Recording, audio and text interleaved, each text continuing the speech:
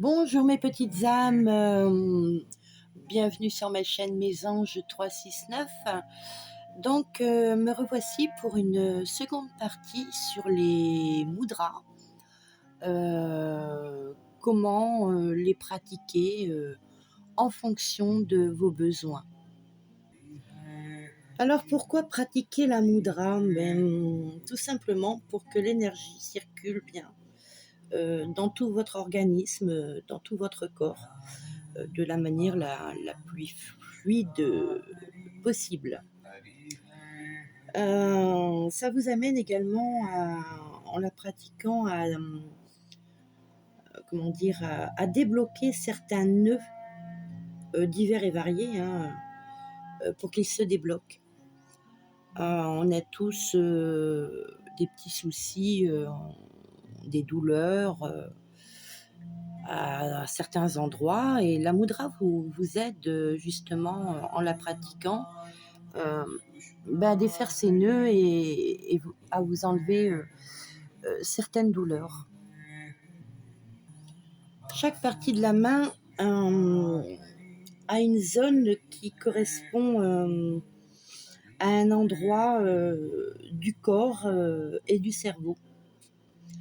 Chaque doigt correspond à un élément. La terre, l'eau, le feu, l'air, l'esprit, l'espace. Les mudras se pratiquent avec assiduité pour pouvoir en ressentir les bénéfices positifs très très rapidement. Sur le plan énergétique, la mudra développe également la conscience de la respiration et des courants d'énergie dans le corps. Sur le plan émotionnel, une mudra développe la relaxation, apaise les émotions, l'anxiété, en fait toute forme d'émotion. Pratiquer ce yoga des doigts, les mudras sont très bénéfiques dans tous les domaines de votre vie. Alors voici maintenant le 5e mudra que l'on appelle Udana Mudra, donc qui sert à exprimer sa créativité. Ce mudra donne également un sentiment de paix intérieure. Donc pour le pratiquer, je ne sais pas si vous voyez bien sur l'image, il faut joindre le pouce, l'index et le majeur par-dessus l'ongle de l'index. Donc en fait l'index est coincé entre le pouce et le majeur. Et les deux derniers doigts restent droits en fait, toujours pas dans un sens rigide, mais droit, quoi. Voilà. Donc on va passer au 6e. Donc le 6e mudra, on rentre ici dans la catégorie cultiver sa joie. Donc le 6e, je dis bien 6e mudra s'appelle Garuda Mudra. Il sert surtout à se sentir un peu plus léger.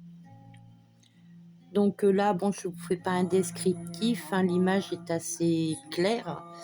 Les doigts, les mains ouvertes l'une contre l'autre et joints par les pouces.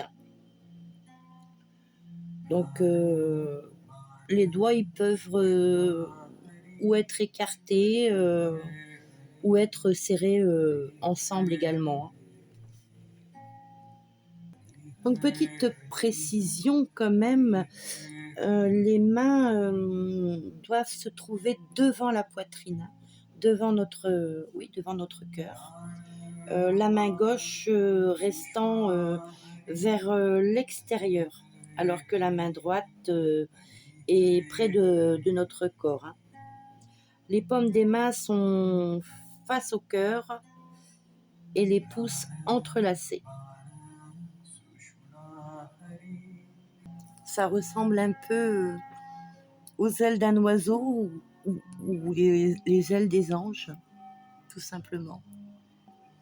Nous arrivons au 7e mudra, qui lui se pratiquera plutôt debout. Donc en fait, celui-ci activera, en fait, c'est pour activer sa bonne humeur, si vous voulez.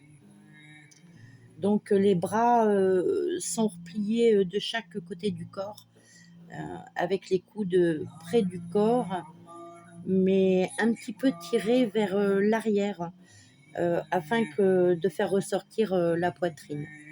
Donc je pense que vous voyez très très bien l'image là. C'est assez net. En fait, c'est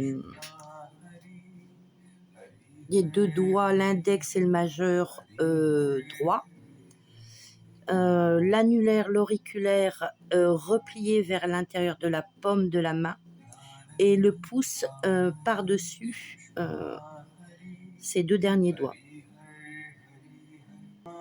Donc pour ce 8e mudra, que l'on appelle Anasha, alors là j'ai du mal à le prononcer, Anashasana mudra. C'est un mudra qui peut se pratiquer debout également, mais il se pratique également assis, en posture de yoga. Il sert à faire rayonner sa joie en fait. Donc les coudes sont près du corps et les index sont pointés vers le ciel. Voilà, bon, vous pouvez également monter et descendre les bras avec les mains qui sont près du visage. Une toute petite précision. Voilà. Et on en termine avec le 9e mudra, dans la série Cultiver sa joie. Donc ce mudra s'appelle le Kubera mudra. Donc c'est un mudra qui sert à se donner tous les moyens d'y arriver dans une situation. Donc l'auriculaire et l'annulaire se replient vers l'intérieur de la paume de la main. Les bouts du majeur et de l'index touchent au bout du pouce.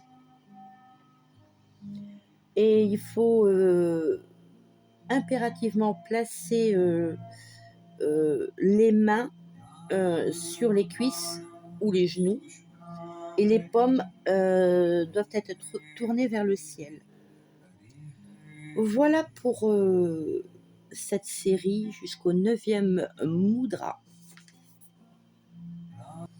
Allez, je vais pousser jusqu'au 10e mudra. Donc cette série est en fait c'est pour optimiser son énergie. Donc ce 10e mudra s'appelle Ananta Prajna Mudra, qui sert à décupler sa force intérieure.